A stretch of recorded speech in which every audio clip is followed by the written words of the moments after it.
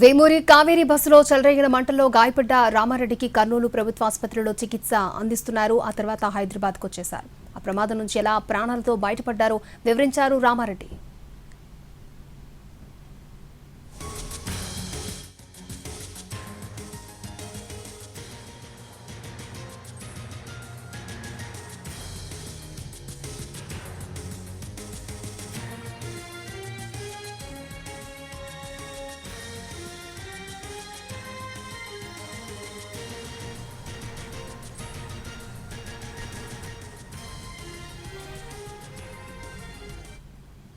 కర్నూలులో జరిగిన బస్సు ప్రమాద ఘటనలో తీవ్రంగా గాయపడినటువంటి రామారెడ్డి మనతో ఉన్నారు. తను కూడా అదే బస్సులో ప్రయాణిస్తూ ఉన్నాడు. హైదరాబాద్ నుంచి బెంగళూరు దాకా వెళ్తా ఉన్నాడు.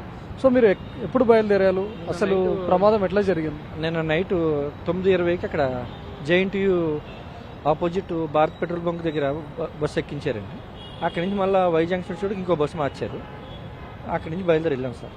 సాధారణంగా సిటీలో మనం పోతుంటే ముందు ఒక మినీ వ్యాన్ లో తీసుకొని వెళ్ళి అక్కడ ఓల్వోలు ఎక్కిస్తారు. కానీ మీరు ముందు నుంచే ఓల్వోలు వెళ్ళారు. ముందు వాల్వో వచ్చిందండి, అందులోకి రమ్మని పిలిచారు. ఎక్కించుకుని అక్కడి నుంచి మళ్ళీ వై జంక్షన్లో వాల్వోలోకి మార్చారు. సో ప్రమాదం ఎప్పుడు జరిగింది? ఏ టైంలో? 2 to 2:30 మధ్యలో జరిగింది సార్. ఆ టైంలో మీరు స్లీప్లో ఉన్నారు? మేము మంచి నిద్రలో ఉన్నాం సార్. ఈలోగా ఏంటంటే ఒక్కసారి వెనకాల డోరు బదలు కొడుతున్నారు, ఎవరు దబదబా కొడుతున్నారు బ్యాక్ సైడ్. నాది లాస్ట్ సీట్ అండి. అది ఎవరు కొడుతున్నారని నేను ఒకసారి కేకల అరుపుల కింద వినబడుతుంటే మెలకు వచ్చి చూసేటప్పటికి లోపలంతా పొగ, ఇంకా మొత్తం ఎవరో కనబడతలేదండి. అన్నీ లాక్ అయిపోయినాయి, అరుపులు కేకలు ఉండండి. ఈలోగా టక్మని ఆ 3-4 డోర్ని గుద్దుతూ అద్దం పగిలింది. ఈలోగా అందులో ఆ యొక్క చీకట్టి ప్లస్ పొగలను ఎవరేం తెలియదు నన్ను ఇలా చెయ్యి పట్టుకుని లాగి లోపల చెయ్య కాళ్ళు పట్టుకుని లాగేశారండి, బయటకు లాగేశారు. సో గ్లాస్ ఎవరు బ్రేక్ చేశారు? లోపల ఉన్నటువంటి వాళ్ళు బ్రేక్ చేశారా? ముగ్గురు ఉన్నారండి. అంటే అదంతా చిన్న సైడ్ కార్నర్ కింద ఉంటుంది కదా, ఆ వాకింగ్ చేసేది. ఆ పొగల్లో ఎవరో ఏమీ కనబడలేదండి. ఎవరో వాళ్ళు కొట్టారు, బదలు కొట్టారు. మొత్తం 4-5 దబ్బా గుద్దుతే ఏ తలుపులు అద్దాలు గుద్దుతున్నారు కానీ ఎక్కడ ఎవరు ఇది ఒకటే అద్దం పగిలిందండి. పగిలితే వెనక నుంచి దూకాము. సో మీరు లక్కీగా లాస్ట్ సైడ్ ఉన్నారు కాబట్టి ప్రాణాలతో బయటపడ్డారు. ఫ్రంట్ సైడ్ ఉన్నటువంటి వాళ్ళు మీరు చూస్తే ఆ టైంలో తగలబడుతూ ఉండడం, కేకలు పెడతా ఉండడం, ఆర్తనాదాలు చేస్తూ ఉండడం, ఇదేమైనా అబ్జర్వ్ చేశారు? అరుపులు కేకలు ఫుల్గా ఆడవాళ్ళు ఉన్నారండి, మగవాళ్ళు ఉన్నారు, అరుతున్నారు. కానీ ఇంక మాకు దూకేశాక మేము కింద నుంచి వినబడుతున్నాయి ఎన్ని కేకలు అరుపులు. ఈలోగా ఫస్ట్ అంతా కూడా అంటుకుపోయి పేలిపోతుందండి, అలా ఫట్ఫట పేలిపోతుంది మంటలు. సార్ మీరు చెప్తున్నట్టు 2:30-3 గంటల ప్రాంతంలో ప్రమాదం జరిగింది. సో అప్పటికే అందరూ గాఢ నిద్రలో ఉన్నారు.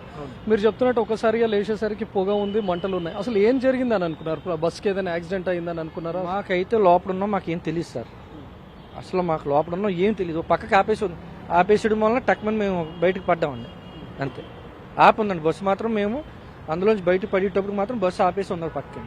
అది ఇప్పటికే పోలీసులు అక్కడ ప్రమాదం జరిగిన తీరుపైన చెప్తున్నారు. ముందు వెళ్తున్న బైక్ను ఢీకొట్టింది. ఒక 300 to 400 మీటర్స్ వరకు ఆ బైక్ను లాక్కుంటూ వెళ్ళింది. ఆ రాపిడికే మంటలు చెలరేగాయని. సో బస్సు ప్రమాదం ఎప్పుడైతే మంటలు వచ్చాయో సైడ్ కాపీ ఉందా లేకపోతే కొద్ది దూరం పాటు వెళ్ళిందా? మేము లేచేటప్పుడు మాత్రం పక్కకు ఆపేసి ఉంది సార్. అది తిరిగి మేము ఈ దెబ్బలు తగిలి నడిచి వెనక్కి వస్తున్నాం కదండి, బైక్ ఇది ఒకటి ఫ్రంట్ది అది కనబడుతుందండి అక్కడ. సో అక్కడ ఆ రూట్లో వెళ్తున్న ప్యాసింజర్స్ ఎవరైనా వేరే వెహికల్స్ లో వెళ్తున్న వాళ్ళు వచ్చి హెల్ప్ చేశారా? బ్రేక్ చేయడం, వెహికల్ అద్దాలు బ్రేక్ చేయడం? దూరంగా పారిపోయారు సార్, ఎవరూ రాలేదు. లారీ డ్రైవర్లు కూడా లారీలు వదిలేసి పరిగెట్టుకు వెనక్కి వచ్చేసారు సార్. పాపం వాళ్ళు ఎవరో అనంతపురంలో ఎవరో పాపం వాళ్ళు మాత్రం ఇన్నోవాలో వచ్చి నన్ను మా ఇంకో ఇద్దరిని అంత వర్షంలో తడిసిపోతున్న వాళ్ళని ఎక్కించుకుని హాస్పిటల్కి వచ్చి దింపేసి వెళ్ళారు సార్. డ్రైవర్ కానీ లేకపోతే ఇంకొక డ్రైవర్ కూడా ఉన్నాడు. తను ఒకవేళ వెంటనే అలర్ట్ అయ్యి లోపల ఉన్నటువంటి ప్రయాణికులను కొంచెం అలర్ట్ చేస్తున్నా ప్రమాదం జరిగిందని చెప్పినా కూడా వాళ్ళు ప్రాణాలతో బయటపడే అవకాశం ఉండేది. కానీ ఇప్పటికే అధికారులు చెప్తున్నటువంటి ప్రకారం 13 మంది వరకు చనిపోయారు. మిగతా కొంతమంది ఆసుపత్రిలో చికిత్స పొందుతున్నారు. ఇలా కొద్ది దెబ్బలతో బయటపడినటువంటి వాళ్ళు స్వతహాగా హైదరాబాద్కు వచ్చి ట్రీట్మెంట్ తీసుకునే ప్రయత్నం చేస్తున్నారు. కెమెరామెన్ సత్యనారాయణతో రవికుమార్, NTV, హైదరాబాద్.